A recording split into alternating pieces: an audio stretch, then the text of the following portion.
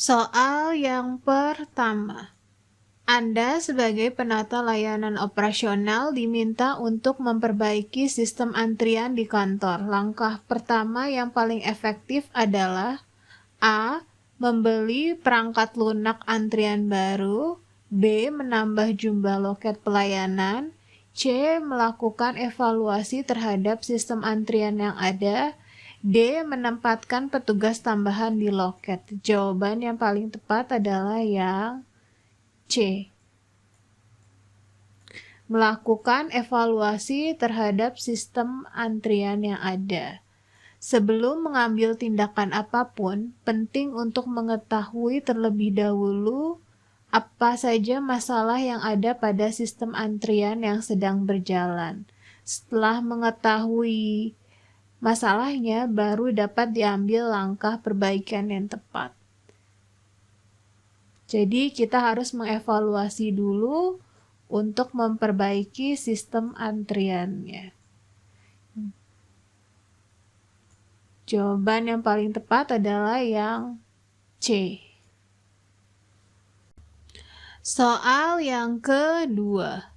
Dokumen apa yang paling penting dalam memastikan konsistensi dan kualitas pelayanan? A. Surat tugas, B. Standar operasional prosedur atau SOP, C. Laporan kinerja, D. Kartu identitas petugas. Jawaban yang paling tepat adalah yang B. Standar operasional prosedur atau SOP. SOP merupakan pedoman yang berisi langkah-langkah yang harus dilakukan dalam setiap tahapan pelayanan. Dengan adanya SOP, semua petugas akan melakukan pelayanan dengan cara yang sama sehingga kualitas pelayanan menjadi lebih terjamin. Jadi jawaban yang paling tepat untuk soal nomor 2 adalah yang B. SOP atau Standar Operasional Prosedur. Soal yang ketiga.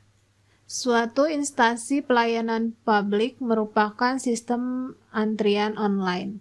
Namun, sistem tersebut sering mengalami gangguan sehingga membuat warga merasa kesulitan.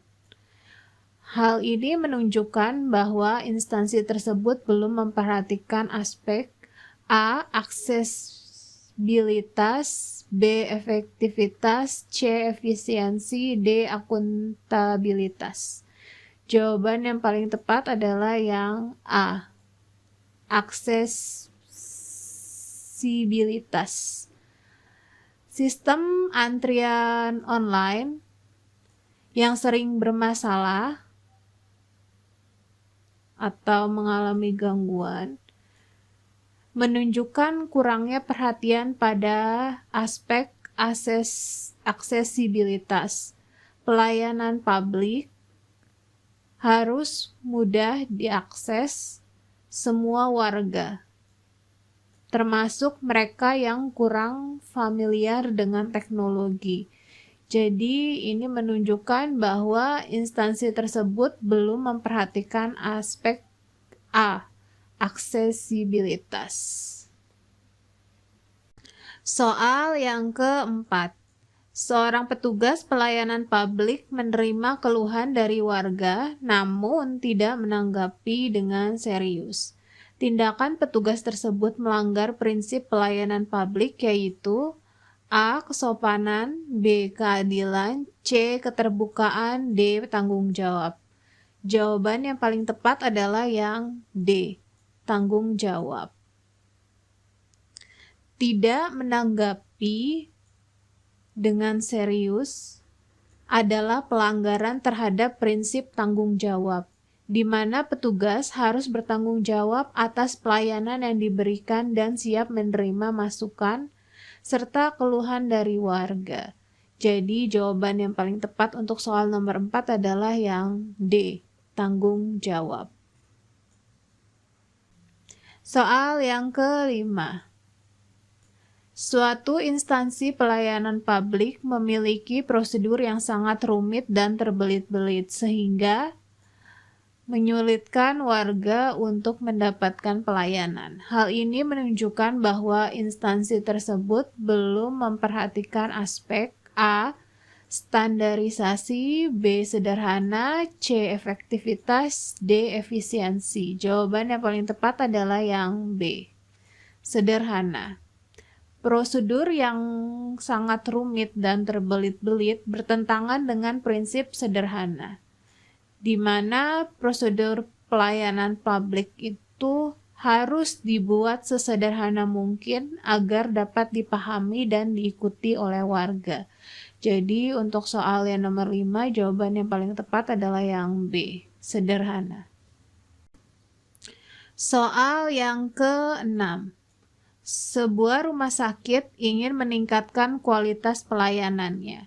Salah satu indikator yang dapat digunakan untuk mengukur keberhasilan evaluasi pelayanan adalah A. Jumlah pasien yang datang, B. Tingkat kepuasan pasien, C. Biaya operasional rumah sakit, D. Jumlah tenaga medis. Jawaban yang paling tepat adalah yang B. Tingkat kepuasan pasien.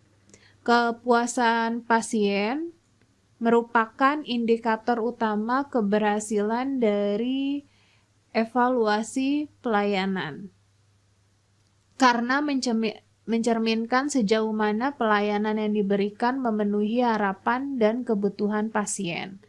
Jadi untuk soal nomor 6, jawaban yang paling tepat adalah yang B, tingkat kepuasan pasien. Soal yang ke-7. Sebuah kantor pelayanan publik menerima banyak keluhan mengenai waktu tunggu yang lama. Setelah dilakukan evaluasi, ditemukan bahwa banyak proses yang tumpang tindih dan kurang efisien. Langkah perbaikan yang paling tepat adalah A. Menambah jumlah petugas pelayanan, B. Memperpanjang jam operasional, C. Mengoptimalkan alur proses pelayanan, D. Meningkatkan biaya layanan. Jawaban yang paling tepat adalah yang C. Mengoptimalkan alur proses pelayanan. Untuk jawaban yang D, meningkatkan biaya layanan, ini salah karena bertentangan ya dengan apa yang menjadi pertanyaan. Lalu jawaban yang A, menambah jumlah petugas pelayanan, dan yang B, memperpanjang jam operasional, memang bisa mengurangi antrian, tetapi tidak menyelesaikan masalah akarnya, seperti mengenai waktu tunggu yang lama. Di sini ini kurang tepat karena tidak mengatasi akar permasalahannya. Jadi yang paling tepat adalah yang C. Mengoptimalkan alur proses pelayanan sehingga waktunya jauh lebih cepat. Jadi jawaban soal nomor 7 yang paling tepat adalah yang C. Soal yang ke-8. Anda adalah seorang petugas layanan pelanggan di sebuah kantor pemerintah. Seorang warga datang untuk mengurus perizinan. Namun, warga tersebut tidak membawa semua persyaratan yang dibutuhkan. Tindakan yang tepat dilakukan oleh Anda adalah A. Menolak permohonan warga tersebut, B. Memarahi warga tersebut karena kelalaiannya, C. Memproses permohonan tersebut meskipun persyaratan belum lengkap, D. Memberikan penjelasan secara rinci tentang persyaratan yang kurang dan meminta warga untuk melengkapinya. Jawaban yang paling tepat adalah yang D. Memberikan penjelasan secara rinci tentang persyaratan yang kurang dan meminta warga untuk melengkapinya. Anda harus memberikan pelayanan yang baik dan informatif, menjelaskan secara rinci persyaratan yang kurang, dan memberikan solusi adalah tindakan yang profesional. Jadi untuk jawaban soal nomor 8 yang paling tepat adalah yang D. Soal ke-9. Sebuah kantor pelayanan publik mengalami gangguan sistem komputer yang menyebabkan pelayanan menjadi terhambat. Sebagai seorang penata layanan operasional, tindakan pertama yang harus dilakukan adalah A. Memberikan informasi kepada warga tentang gangguan yang terjadi dan perkiraan waktu perbaikan. B. Menyalahkan pihak IT karena tidak segera memperbaiki sistem. C. Membiarkan warga menunggu hingga sistem kembali normal. D. Meminta warga untuk datang kembali di hari berikutnya. Jawaban yang paling tepat untuk soal yang ke-9 adalah yang A. Memberikan informasi kepada warga tentang gangguan yang terjadi dan perkiraan waktu perbaikan. Ini merupakan bentuk transparansi dan komunikasi yang baik dengan warga, yang merupakan kunci dalam mengatasi situasi krisis seperti ini, mengalami gangguan sistem komputer. Sehingga memberikan informasi yang akurat akan membuat warga lebih memahami situasi dan mengurangi ketidaknyamanan. Jadi untuk soal yang nomor 9 yang paling tepat adalah jawaban yang A. Soal yang ke-10.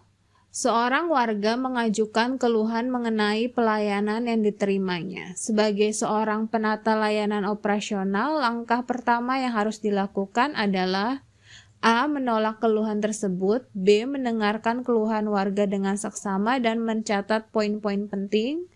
C. Membenarkan tindakan petugas yang bersangkutan. D. Langsung memberikan solusi atas masalah yang dihadapi warga.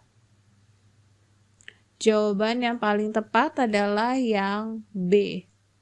Mendengarkan keluhan dengan seksama dan mencatat poin-poin penting. Ini merupakan langkah awal yang penting dalam menyelesaikan masalah. Dengan memahami keluhan warga, kita dapat mencari solusi yang tepat. Jadi untuk soal yang ke-10, jawaban yang paling benar adalah yang B.